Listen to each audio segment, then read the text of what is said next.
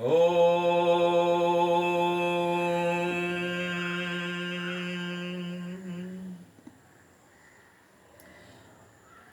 दान तपः कर्म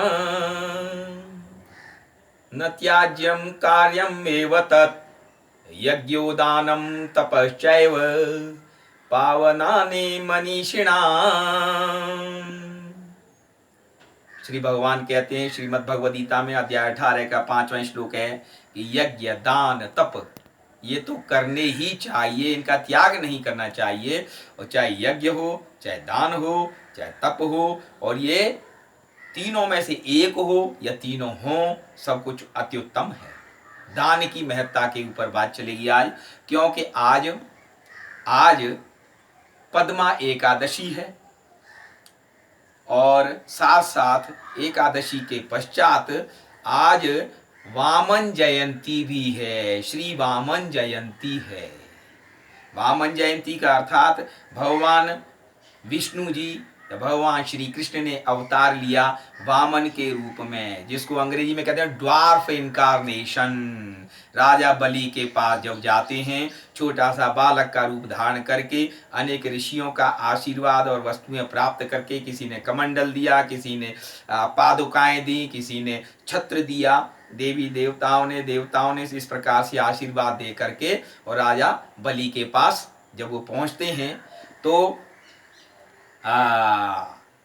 एक श्लोक भी बोला जाता है, चाहे रक्षाबंधन हो, चाहे वामन जयंती हो, और उसमें जब बोला जाता है, ब्राह्मण लोग बोलते हैं कि ये न बद्धो बले राजा दानवेंद्रो महाबलः तेन त्वाम अनुबध्नामि रक्षमाचल माचल। भगवान विष्णु जाते हैं, विष्णु जी का अवतार वामन अवतार होता है। विष्णु जी जाते हैं बलि राजा के पास, और 3 पग जो होते हैं, जो भूमि मांगते हैं, 3 पग में, एक पग में पूरी पृथ्वी का मापन हो जाता है, दूसरे पग में पूरी आकाश का मापन हो जाता है, और तीसरे पग में तो फिर कहते हैं कि बोल राजा, मैं कहाँ इस पग को रखूं, कहाँ मुझे भूमि दोगे।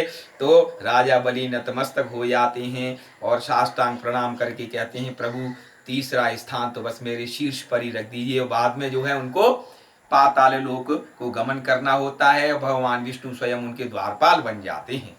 ये वामन अवतार की कथा है। और वामन अवतार का जब प्रसंग है तो नेपाल की बात है। नेपाल की पवित्र भूमि है, ज्ञान भूमि है, दान भूमि है, तपस्वियों ऋषियों की भूमि है।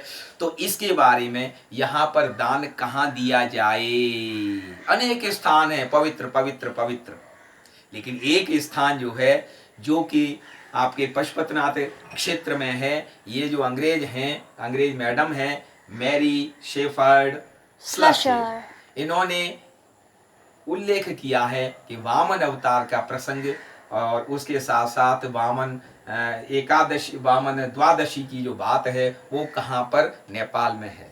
तो हम चलते चलते पहुंच जाते हैं पशुपतिनाथ क्षेत्र में, और पशुपतिनाथ क्षेत्र में है तिल गंगा। तिल गंगा होती है वहां पर। तो उसके बारे में जो इन्होंने कहा है उसी को देखते हैं। तो द ब्राह्मणिकल गॉड्स उसके अंतर्गत है, then sesame and other food grains are scattered at तिल गंगा एंड थ्रू आउट मृग स्थली। तो पशुपतिनाथ क्षेत्र में जो मृग स्थली है वहां पर भी तिल बिखेरे जाते हैं, तिल का दान दिया जाता है। और throughout Mrigasthali, in the belief that for each seed offered the gods on that day, the donor will not only acquire merit equal to a gram of gold but will escape the cycle of rebirth. जब तिल का दान होता है तो उसको स्वर्ण प्राप्ति होती है, उसका जीवन स्वर्णमय हो जाता है और उसको पुनर्जन्म नहीं लेना होता है। This is also the day the Narayan of Changu makes one of his twice yearly visits to Kathmandu. और इस दिन जो कि चंगू नारायण हैं, चंगू नारायण, वो जैसे साल में 2 बार ये इस स्थान पर आते हैं। Changu Narayan ji, the oldest temple of Nepal, जो कि सबसे पुराना मंदिर है नेपाल का, और ये चंगू नारायण का मंदिर है।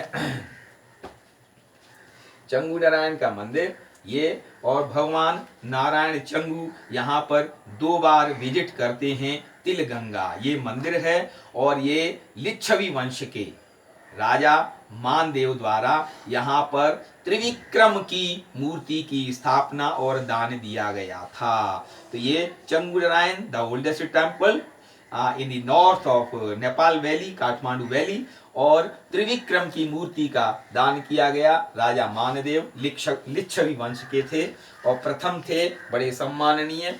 और त्रिविक्रम का मतलब होता है कि जैसे ये जो पुस्तक है लॉर्ड विष्णु, इसमें भगवान विष्णु के जो रूप हैं वो त्रिविक्रम के क्या हैं कि ये हम दर्शन करते हैं तो भगवान विष्णु ने जो दर्शन दिए, जो मूर्ति का रूप होता है वो देखिए, ये त्रिविक्रम रूप है।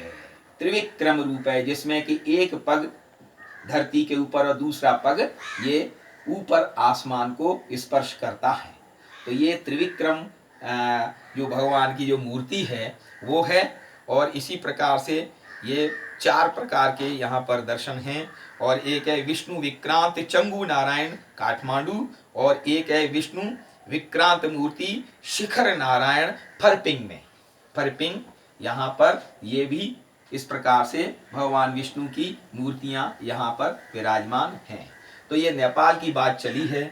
अब हम चलते हैं भारत की ओर, क्योंकि दान की बात वहाँ भी है, वामन अवतार का प्रसंग वहाँ पर भी होता है, क्योंकि भारत और नेपाल की सांस्कृतिक एकता एक ही है, कहानी एक ही है। ये आज के दिन ये जो, क्योंकि इसको परिवर्तनी एकादशी वाली बात भी हुई है। परिवर्तनी एकादशी का मतलब है कि श्री हरि विष्णु 4 महीने के लिए करवट बदलते हैं, इसलिए हमारे ब्रज में इसका नाम जल झूलनी एकादशी भी है।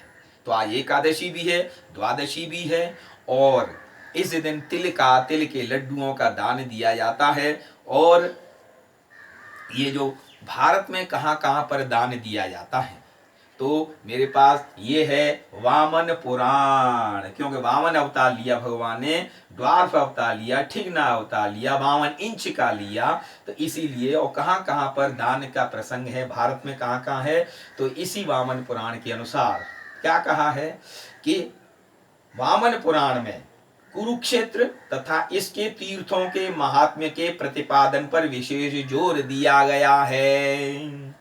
सरो महात्म्य प्रकरण में सूत और ऋषियों का संवाद का स्थान भी कुरुजांगल ही कहा गया है। बलि का यज्ञ भी कुरुक्षेत्र में रखा गया है, जहां भगवान वामन जाकर उसको छलते हैं। वामन अवतार की बात है, जहां कुरुक्षेत्र के महात्म्य का है।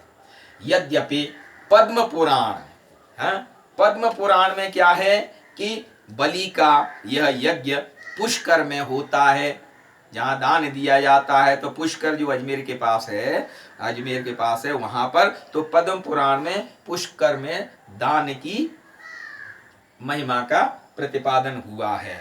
इसके अतिरिक्त अग्नि पुराण, ये अग्नि पुराण है। वो अग्नि पुराण में गंगा द्वार में, जैसे नेपाल में तिल गंगा है, भारत में गंगा के किसी भी तट पर करेंगे, वहां भी दान करना चाहिए। तो ये है अग्नि पुराण में, गंगा द्वार में। और इसके पश्चात जो है स्कंद पुराण में भी उल्लेख है, और उसके पश्चात श्रीमद् भागवत महापुराण में भी है कि अनुसार नर्मदा के उत्तरी तट पर दान करने का महात्म्य बताया गया है। अतः वामन पुराण के अनुसार कुरुक्षेत्र को तथा कुरुक्षेत्र के पृथुदक तीर्थ को सर्वश्रेष्ठ माना गया है। तो अब कुरुक्षेत्र की महिमा का जब हम वर्णन करेंगे, कुरुक्षेत्र जहाँ पर ब्रह्म सरोवर भी है, हमारा गीता ज्ञान संस्थान भी है वहां पर, और कुरुक्षेत्र जहाँ भगवान श्री कृष्ण ने अर्जुन को ब्रह्म ज्ञान दिया।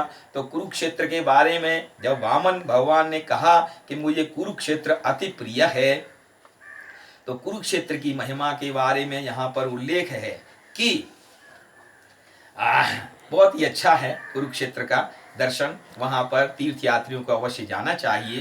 तो कहा है ये 12वां अध्याय है वामन पुराण का। तो कुरुक्षेत्रं गमिष्यामि, कुरुक्षेत्रं गमिष्यामि, कुरुक्षेत्रे वसाम्यहम् इत्येवं वाचम् उत्सृज्य सर्वपापैः प्रमुच्यते। अर्थात जिनको संस्कृत नहीं आती है या कम आती है, तो अर्थ है मैं कुरुक्षेत्र में जाऊंगा और मैं कुरुक्षेत्र में निवास करूंगा। इस प्रकार का वचन कहने से मनुष्य सभी पापों से मुक्त हो जाता है। आगे 8वां श्लोक है, ब्रह्म ज्ञानम गया श्राद्धम गोग्रहे मरणम तथा वासः पुंसाम कुरुक्षेत्रे मुक्तिरुक्ता चतुर्विधा। अर्थात मानवों के लिए ब्रह्म ज्ञान, गया में श्राद्ध, गौओं की रक्षा के लिए मृत्यु और कुरुक्षेत्र में निवास, ये 4 प्रकार की मुक्ति कही गई है। आगे कहा गया है कि दूरस्थो अपि कुरुक्षेत्रे गच्छामि च वसाम्यहम्। बहुत ही सुंदर श्लोक है, 10वां श्लोक है, दूरस्थो अपि कुरुक्षेत्रे गच्छामि च वसाम्यहम् एवं यः सततं ब्रूयात् सुअपि पापैः प्रमुच्यते। तो कहा जाता है कि दूर रहकर भी जो ये कहता है कि मैं कुरुक्षेत्र जाऊंगा, वहां निवास करूंगा, इस प्रकार सदा जो कहता है वह भी सभी पापों से मुक्त हो जाता है। तो दान चाहे तिलगंगा में करो, चाहे त्रिवेणी और पनौती में करो नेपाल में, चाहे नेपाल नारायण घाट में करो, या भारत की पवित्र नदियों के स्थान पर करो। इस प्रकार से वामन जो द्वादशी है, वामन अवतार है, वहां पर दान करना चाहिए, जिससे कि ब्राह्मणों के प्रति श्रद्धा भी हो और पुण्य का लाभ भी हो और पुनर्जन्म से भी मुक्ति मिले। तो इस प्रकार से भगवान श्री कृष्ण कहते हैं कि दान अवश्य करना चाहिए। श्रीमद् भगवद गीता में अध्याय 16 का पहला श्लोक भी है कि अभयम सत्व संशुद्धिर ज्ञान योग व्यवस्थितिः दानम दमश्च यज्ञश्च स्वाध्यायस्तप आर्जवम्। ये सभी देवताओं की प्रवृत्तियां होती हैं, दैवीय गुण होते हैं। दान करना भी दैवीय गुण है, इसीलिए दान कीजिए जो कुछ भी आपके पास है। और दान भी सात्विक दान होना चाहिए, तामसिक और राजसिक दान नहीं होना चाहिए। बोलिए श्री वृंदावन बिहारी लाल की जय।